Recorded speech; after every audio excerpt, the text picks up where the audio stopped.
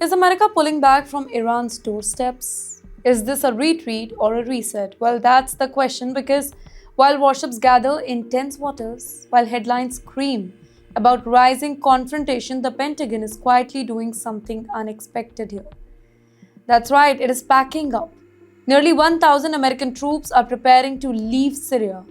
Not overnight, not in chaos, but in what officials described as an orderly departure. Bases that once buzzed with the US patrol, they are being handed over. Equipments are moving, footprints are shrinking, and the timing, that is what making this a bigger story. So let's rewind. For years, US forces, they were stationed in Syria, well, officially to fight the ISIS. One of the key outposts was al-Shaddadi, and that too in the northwest Syria.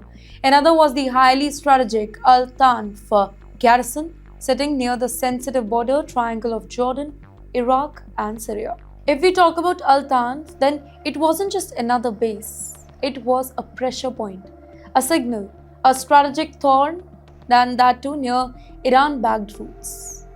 And now American troops are stepping away from it. According to reporting by the Wall Street Journal, well, Washington is preparing a significant drawdown over the next 2 months. It's not a rumor though, it is structured, it is totally planned, and it comes as tensions with Iran continue to simmer.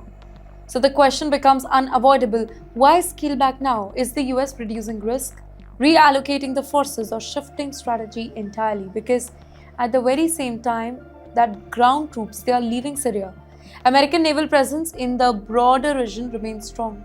An armada builds at sea, but boots on the ground are thinning.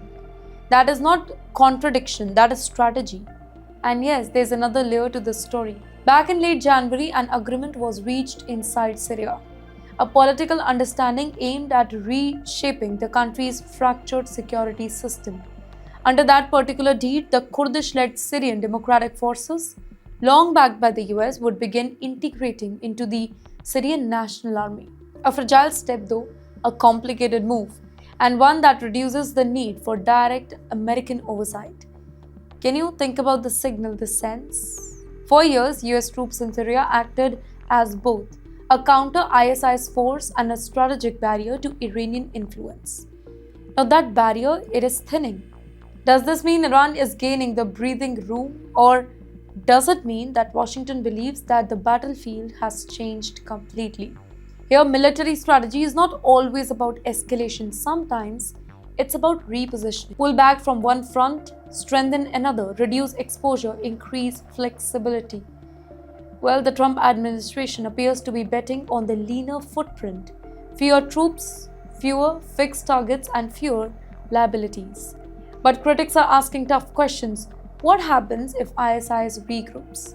What if regional tensions explode, and what if allies feel abandoned? Because once boots leave the ground, bringing them back, it is never simple.